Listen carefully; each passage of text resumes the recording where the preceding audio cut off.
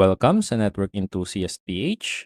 Ngayon, ituturo ko sa inyo kung paano i-set up ang range extender mode para sa TP-Link Archer A5 AC1200.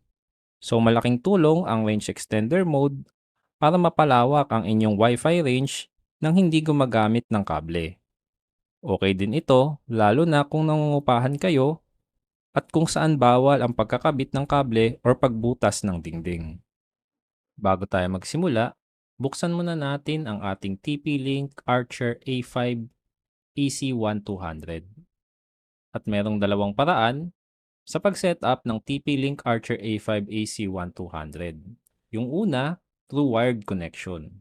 So kukuha lang tayo ng Ethernet cable at ikakabit natin sa isa sa mga LAN ports ng ating TP-Link A5 AC1200. Then, yung kabilang side naman ay kakabit natin sa Ethernet port ng ating computer. Pangalawa, through wireless connection. So dito, kailangan natin tingnan yung ilalim ng ating TP-Link Archer A5 AC1200 dahil kakailanganin natin yung default access and password para ma-access yung web UI. Okay, so dito naman sa ating computer, i-click lang natin yung ating Wi-Fi connection. Okay? And then hahanapin natin yung SSID or yung Wi-Fi name ng TP-Link A5AC1200. Okay? So kung yung gagamitin nyo ay yung smartphone nyo sa pag-setup, same principle lang yan. Buksan nyo lang din ulit yung inyong Wi-Fi connection and then hanapin nyo yung Wi-Fi name ng TP-Link. Okay? So since dual band to, makikita nyo dalawa yung TP-Link SSID or yung Wi-Fi name. So yung isa dito nakalagay TP-Link BD01. Okay? So sa pangalawa naman, same pa rin pero may nadagdag na underscore 5G. Okay? So mas preferred ko na i-set up nyo through 2 GHz band. Okay? So i-click natin yung ating TP-Link BD01. And then dito, i-type natin yung password na makikita din sa ilalim ng TP-Link A5AC1200. Okay? So i-type na natin yung password.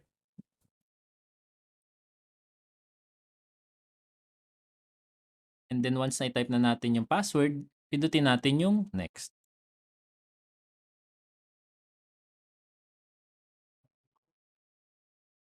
So ngayon connected na tayo, click natin yung ating web browser. Okay? So dito naman sa address bar, ita-type natin yung default access ng TP-Link A5AC1200. Okay? So yung kanyang default access ay yung http://tplinkwifi.net. Okay? So i-type na natin yung default access.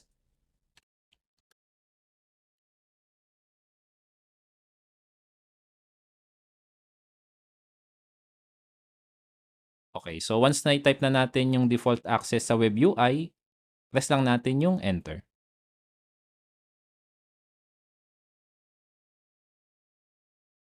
So, okay, so dito naman gagawa tayo ng password para sa web UI, okay? So hindi ito yung Wi-Fi password, okay? And then dito mapapansin nyo rin yung scan the QR code to download TP-Link Tether app. So since hindi natin siya isa-set up using yung Tether app ng TP-Link, i-close lang natin yan. Okay? So dito, pagka-click natin, makikita nyo rin yung criteria ng paggawa ng password. Okay? So sundin nyo lang yan sa paggawa ng web UI password. Okay? So bahala kayo kung anong gusto nyong password na ilagay nyo dito, pero make sure na tandaan natin. Okay? So i-type na natin yung password.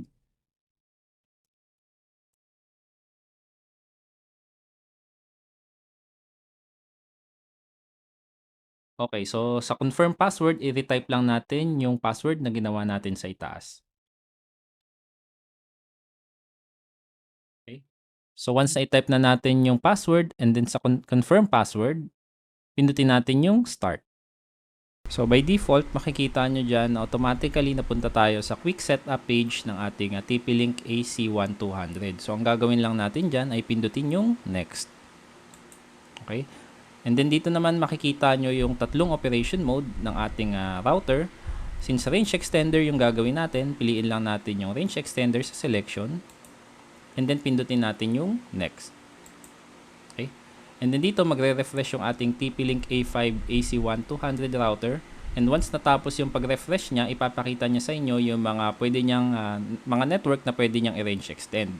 So may mga reason kung bakit hindi lalabas diyan yung yung main router nyo o yung network nyo na gusto nyong i-range extend. So yung una, masyado nang malayo yung range ng inyong main router kaya hindi lumalabas dyan sa results. Yung pangalawa naman, kung 5 GHz band yung inyong gustong i-range extend, since ang problema kasi ng aking nabiling TP-Link A5 AC1200 router, European version siya. So, kung 5 GHz band yung inyong i-range extend, hindi siya lalabas dyan. At gumawa ako ng video dyan na makikita rin sa ating channel. So, ang recommended ko na i-range extend nyo ay yung 2 GHz band ng inyong main router. Okay? So, para ma-range extend natin yung ating main network o yung ating main router, pipiliin lang natin yung connect. Okay? So, dito sa checkbox. Okay? So, ang i-range extend natin sa ating example, itong home network. And then, check lang natin dito sa bandang kanan. And then, press next. And then, next ulit natin. Okay? Ngayon naman, makikita nyo yung dito SSID2B bridge. Nakalagay dyan yung Wi-Fi name ng ating main router. And then dito sa password field, itatype natin yung password ng ating main router or yung router na gusto nyong i-range extend. At paalala ko lang, make sure na tama yung password na ilalagay nyo kasi pag nagkamali kayo dyan, i-reset natin yung ating TP-Link Archer A5 AC1200 at sisimulan nyo sa simula. Okay? So, make sure na tama yung ilalagay nyo. So, i-type na natin yung ating password.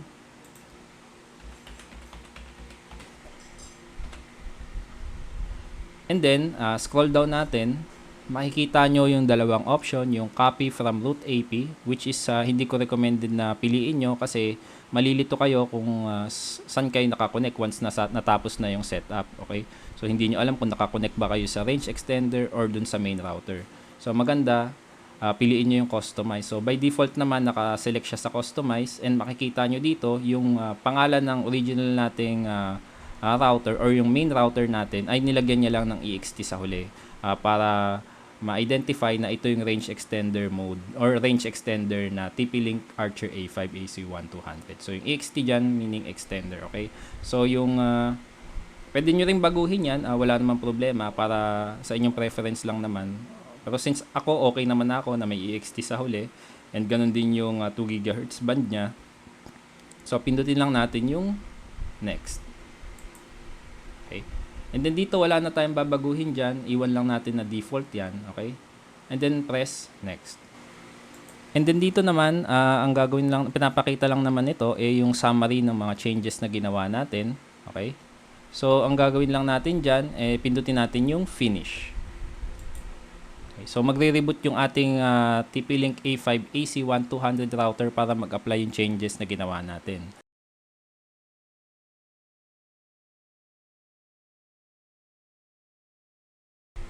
At once natapos na yung pag-reboot ng ating TP-Link A5 AC1200 router, mapapansin nyo no internet na siya kasi na-disconnect na siya dun sa previous niyang Wi-Fi name. Okay, sa ating previous network kumbaga. So ang gagawin na natin, ko-connect na tayo dun sa ating bagong Wi-Fi name which is yung home network EXT. Okay, so depende yan sa ginawa niyong Wi-Fi name.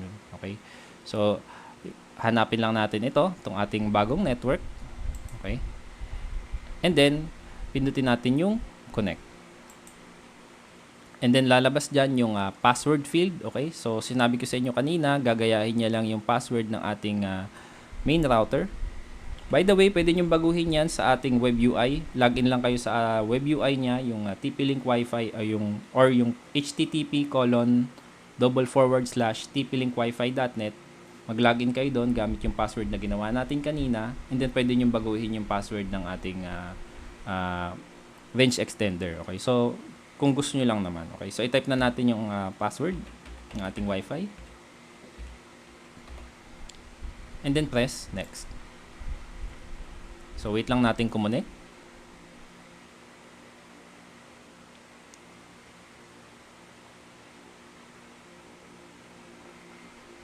Okay. So once connected na tayo, pwede na kayo mag-start, mag-browse ng internet. Or pwede nyo rin mag-login kayo doon sa web UI kung gusto nyo baguhin yung password. Okay? So ganun lang siya kadali. So, madagdag ko lang, para dun sa mga gustong baguhin yung password ng kanilang range extender na TP-Link Archer A5AC1200, mag-login lang tayo ulit dito sa Web UI gamit yung password na ginawa natin. Okay?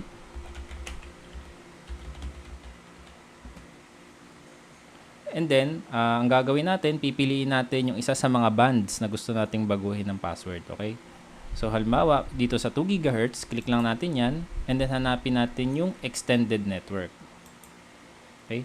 And then dito sa extended network, dito natin babaguhin yung password dito sa extended 2.4 GHz password. Okay? Diyan natin ilalagay yung gusto nating preferred nating password. And same sa 5 GHz, meron din yung option for extended network. And then dito, pwede nyo ring baguhin yung password. And once na nabago nyo na yung password, ilagay nyo na yung preferred yung password, pinutin nyo lang yung save. Okay? So, ganun lang siya kadali. So ayun yung pag-setup natin ng range extender mode sa ating TP-Link Archer A5AC1200. Nga pala, huwag niyong kalimutang mag-like at mag-subscribe at i-click yung bell icon dahil malaking tulong yon para masuportahan yung channel natin. Salamat sa panonood.